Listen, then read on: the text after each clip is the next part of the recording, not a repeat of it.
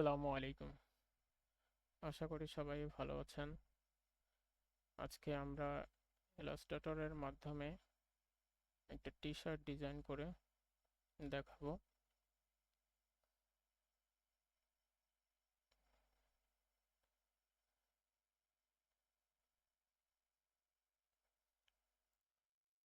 আচ্ছা, তার জন্য ফার্স্ট আমাকে ইলাস্ট্রেটর যে সফটওয়্যার সেই সফটওয়্যারটা আমাকে ওপেন করতে হবে। ওকে, আচ্ছা ওপেন করলাম। আমার এটা ফার্স্টে আমি ওপেন করে রাখছিলাম, বাট দুইটা ডিজাইন আছে।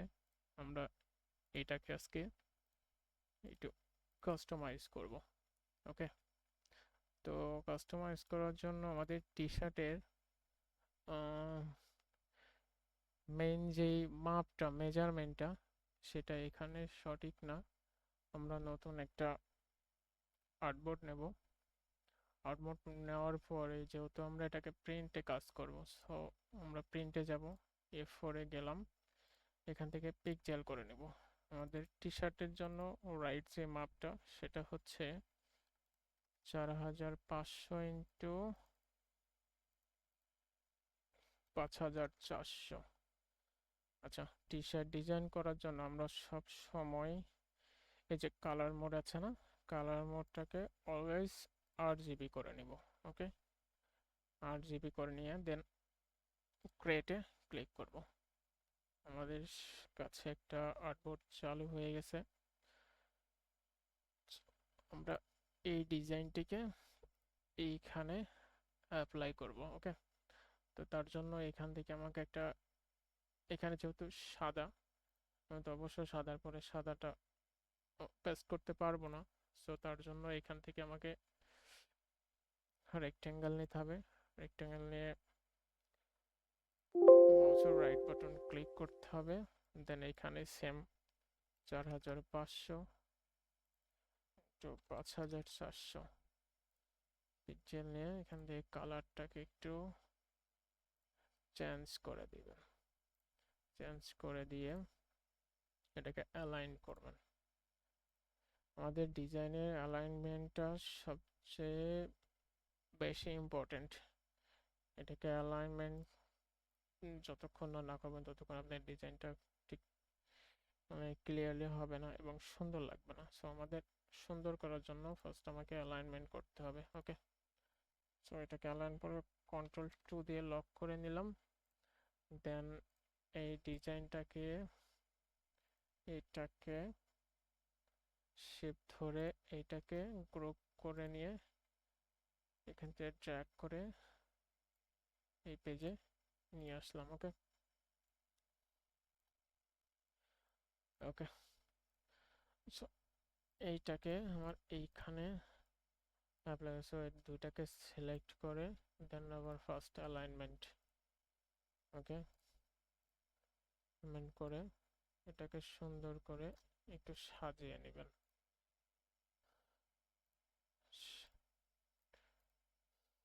এটাকে এখন গ্রুপ করে দিই।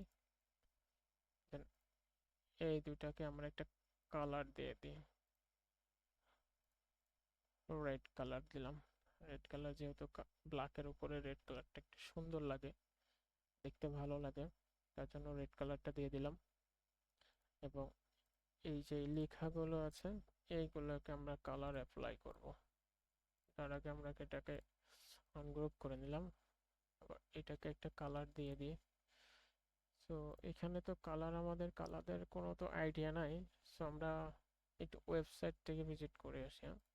একটু ওয়েবসাইটে যাই, ওয়েবসাইটে একটু কালার, যেহেতু কালার সম্পর্কে আমাদের কোনো ধারণা নাই, সো আমরা কালার এখান থেকে নিতে পারি। সো আমরা কি লিখতে পারি, colour image, COLO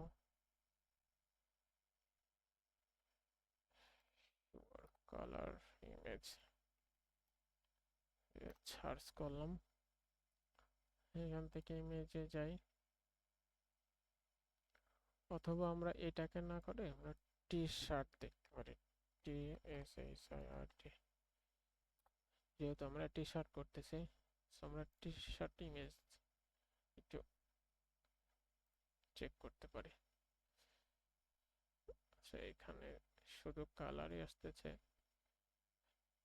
T shirt typography লিখে TY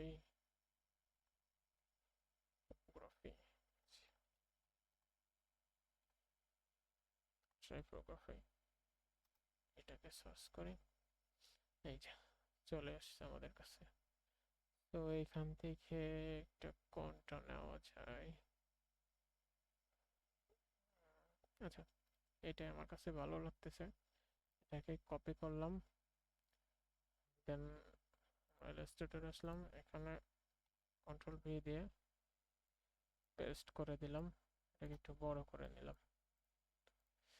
ওকে, এখান থেকে আমরা কালার অ্যাপ্লাই করতে পারি। সো এটাকে আমরা আইড্রপার টুল দিয়ে এই কালারটা নিয়ে নিতে পারি, দেন এইটাকে আমরা অল্টার ধরে এই কালারটা আমরা চুজ করতে পারি। ওকে, ওকে,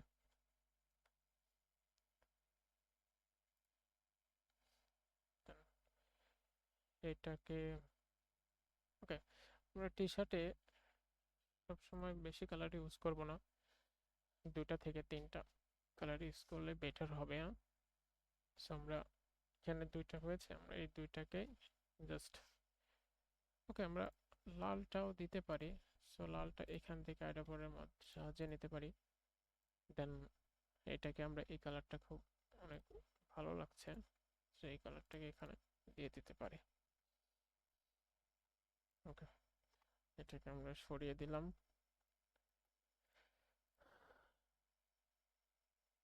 এখন এখন আমাদের ডিজাইনটা মোটামুটি কমপ্লিট হয়ে গেছে। সো এইখানে আমরা আরো কিছু অ্যাড করতে পারি, তার জন্য আমরা এইখান থেকে স্টার চলে গেলাম, শিফট অল্টার ধরে আমরা স্টার নিয়ে নিলাম, স্টার নেওয়ার পর এটাকে অ্যালাইন করলাম, দেন একটু জুম করে